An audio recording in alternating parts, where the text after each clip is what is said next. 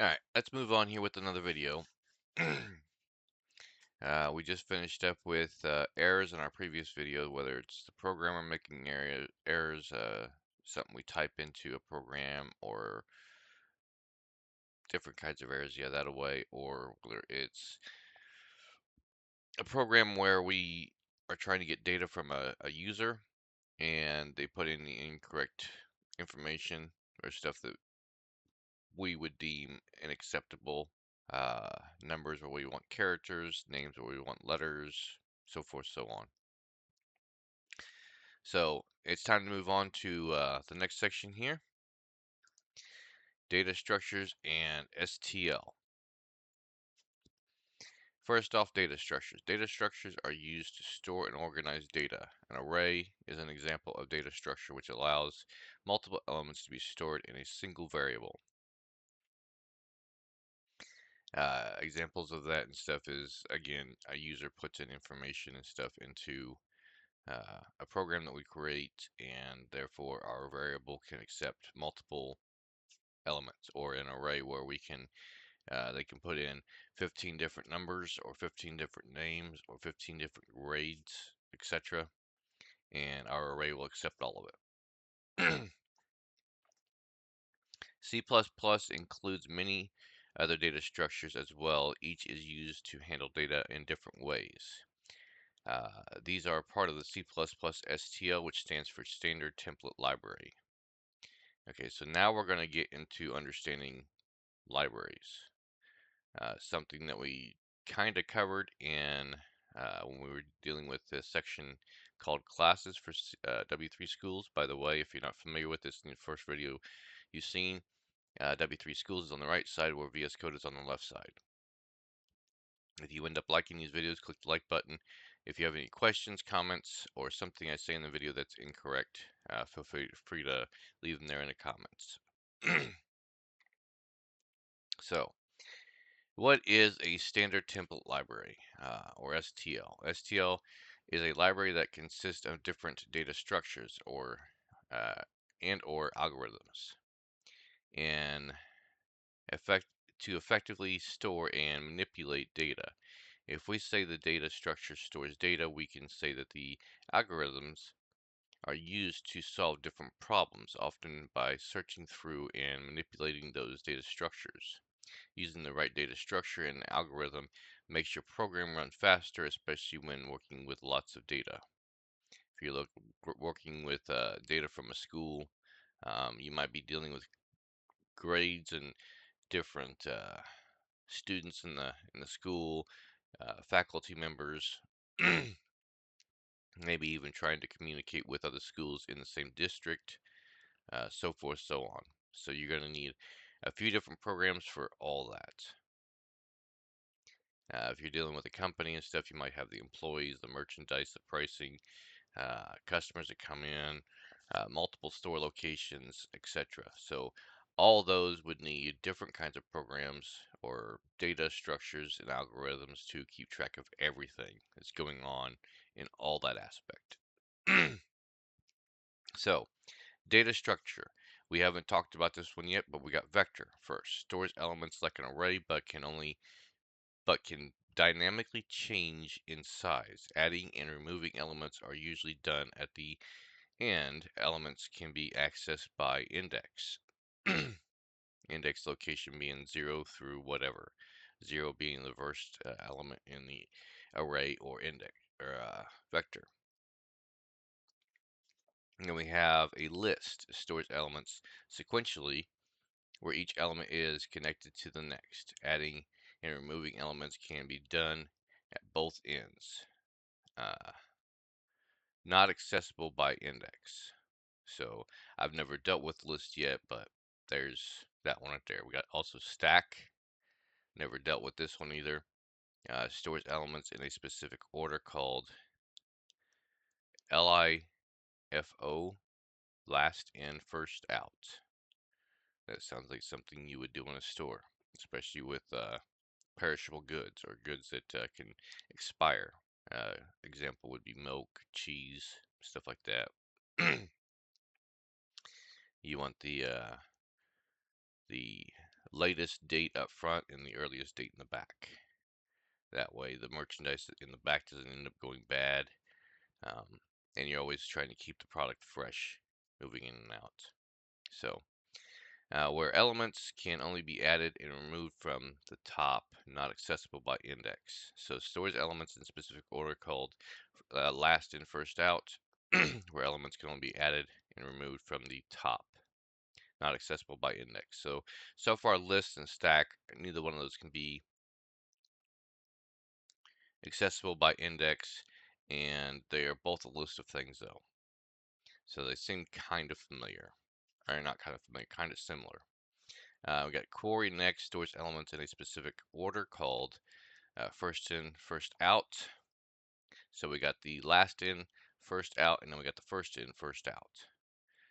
Query doing one thing, so those can be probably kind of confusing, especially if you don't memorize the fact that query is for first in, first out, where stack is first in, or last in, first out. These elements are added at the end and removed from the front, not accessible by index, so you can't access them through an index situation like 0, 1, 2, 3 for whatever elements.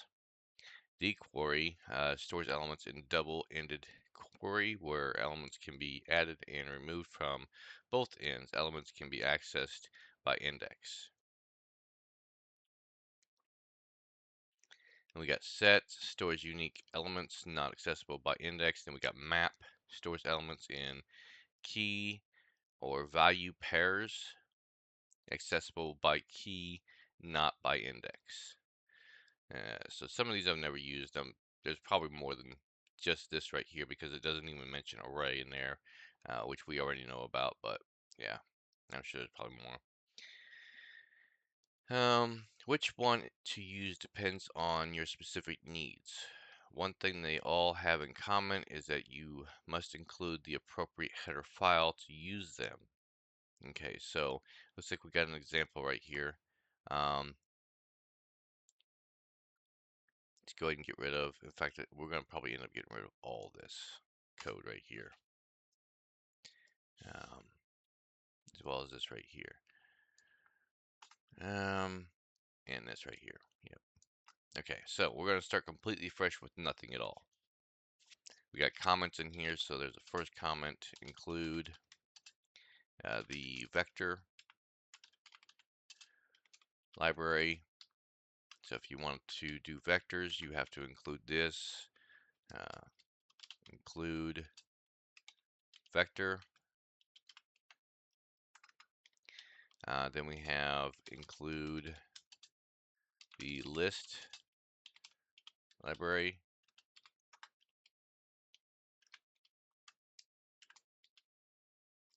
There's no comment there. Include list. Then we have another one, include. This is probably just going to be how you would do actually any of these. So I'm not going to actually write all these comments in here because it's pretty much the same thing over and over. And then I would at that time be repeating myself. So instead I'll just mark down the list of them. Get set. It's going to be the same thing as the rest of these, which you would do include for. You got map for maps. You got stack for stacks. And then you got query, which I'm sure that query is probably going to have a couple of them in there off this list. So vectors for vectors. We don't need that for arrays though. In fact, I don't think you need anything for arrays. I think that's just something built in already from C. You got list, which obviously you'll need the list library. You got set library, map, stack, and then query. I'm pretty sure probably query is going to include dequery as well. Which that was the entire list, which included 7, and we have 5 here. So which one are we missing? Stack? No, not stack. Map, set, query, dequery, list. No, we got 6 here. 6 here, and this one right here was 2 of them on the list. I imagine this one right here includes Uh, Probably both. Query, obviously, and dequery. I assume. Assumptions can be troublesome though. Okay, moving on. Here an example of using vectors after we have included the vector library. Okay, so now we got an example of a vector. This section, nope, actually it's not going to be that long. Sweet. It looks like it's going to break each one of them down. So get rid of all this right here real quick because we're going to do our um, vectors first. So I am still going to include the iostreams library as well as this vector library.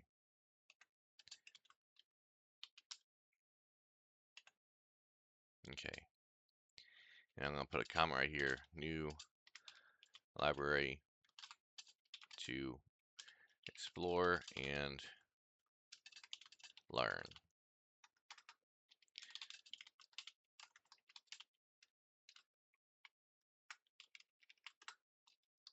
Return as normal. I was always told when you're writing code to go ahead and put the beginning and the end all in there at one time. Don't skip out. Uh, Now, later on in stuff, from other resources stuff, we find out that we don't actually need return in there. I think this mentioned it slightly, but we're going to have it in there anyways.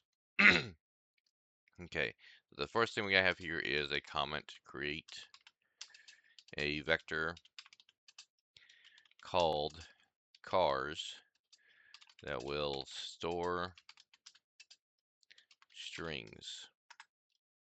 And so the vector here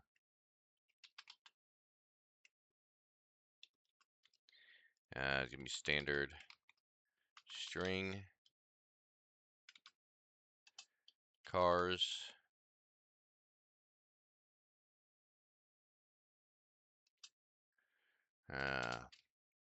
I'm going to set this to, I'm going to go ahead and create a new line here just for this.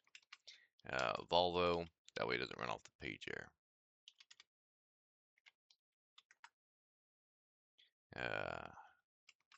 BMW.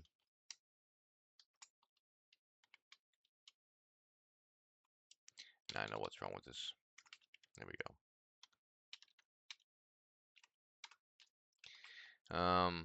Ford and Mazda. Alright, and then obviously in the vector there, I think I'm missing one other thing here because it has that all underlined. I'm going to think that this is going to be a standard vector right here.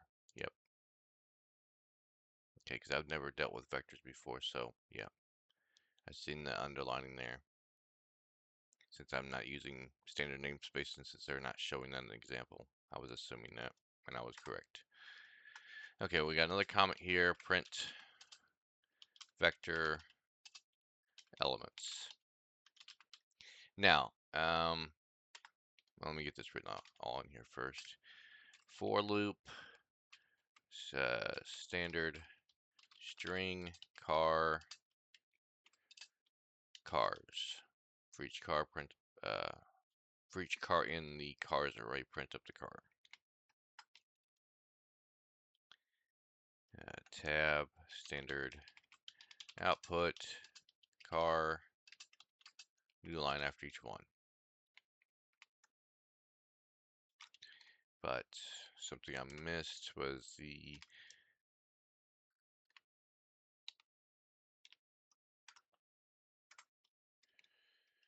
curly brackets there. Okay, now we can save it real quick. Okay, so we got the input and output library up there. We got the vector library, which is this is a new library. The first thing we're going to do in our main function here is create our vector. So we got standard vector with standard string type. Cars is going to be the name of our vector, and we got a list of 4 different cars by model or brand. Sorry, got Volvo, BMW, Ford, Mazda. We're using the semicolon there to end the vector. And then down here in the comments, we have a for loop that we're building. That way, each car in the vector gets printed out until there's no more cars left. So if you have 50 of them in there, it'll print up all 50 of them. So yeah, this is, I mean, almost identical to an array. A comparison between the two, you'd have to look that one up because it doesn't really mention what the difference is between an array and a vector. I am sure there's some differences in between the two of them. In fact, up here, I'm going to go through again and read this. Stores elements like an array, but can dynamically change. So if you remember right when we did an array, so here's one difference I see. Vector, standard, vector, has the type, which an array I do not believe actually needs it, but we'll mark this down. Type, variable name, and then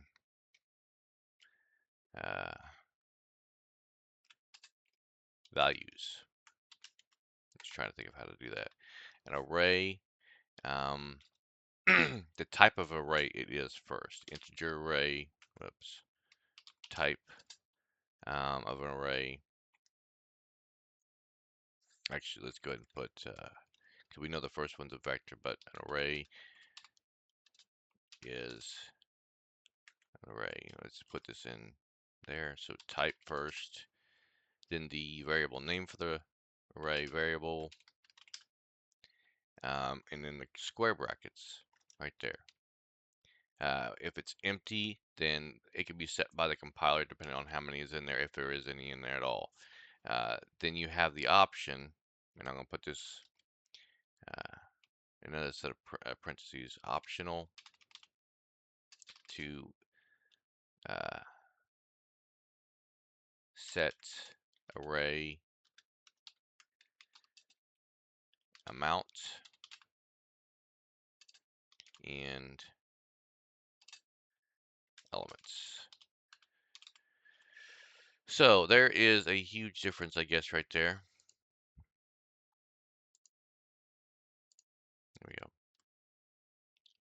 So a vector, you would declare the vector first, the type, just like you would with an array, the variable name, just like you would with the array. The difference is with an array, you have, oops, with an array, you have uh, the square brackets right there to indicate that it's an array. Whether you are going to indicate how many is in the array or not is a different story. Where a vector, it doesn't look like you have that. But this is, again, just a brief description of it. More details will come in my other sources. And then you have also the option in probably both, but I'm not sure, to set the elements. You might be able to get input from users as to the elements in the array or vector, but I am not certain on that. But yes, I was just printing those both up and stuff, trying to remember it. And in this case, yeah, I didn't have any problems remembering how to put down how a array is formed. But I have never, well, I've not dealt with vectors enough to know. I've seen them a few times, but not dealt with them enough. Anyways, let's go ahead and save this code and run it and see what it produces. I'm pretty sure it's going to give us all four of these right here in a list, just the way they sit right there, but in the output. Yes. So this right here matches exactly that right there. Moving on, the next chapter will explain how each data structure works and how to use them. So we get into details in the next part.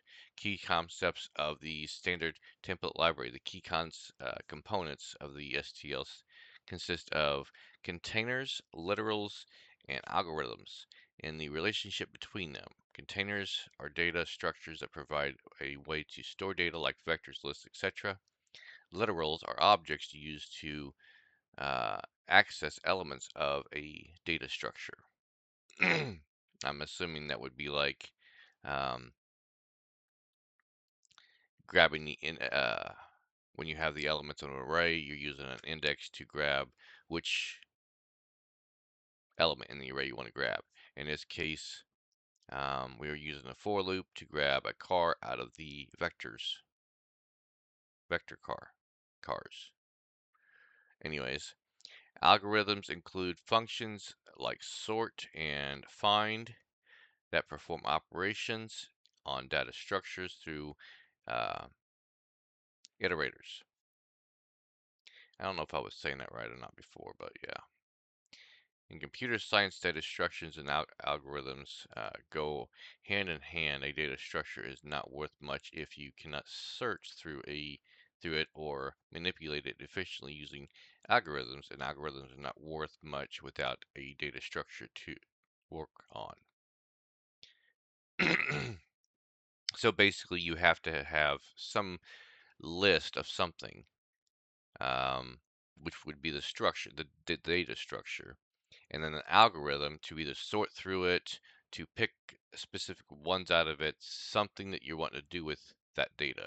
So the algorithm is to deal with the data is the data or the elements.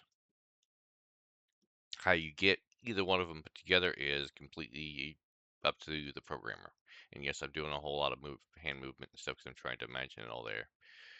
Hand puppets. Well, fun, right? Moving on. Okay, so first thing we're going to go to in our next video is vectors. This video was mostly about the idea of different libraries out there, which there are way more than what there's going to be in our list, but that's for another video. We'll finish this video up right here, and our next video will get started on vectors. Maybe more details on vectors, how to create them. Obviously, we already know how to create them, I guess, right here, but more details on them, what all you can do with it maybe. So that'll be it for this video, and I will catch you in the next video.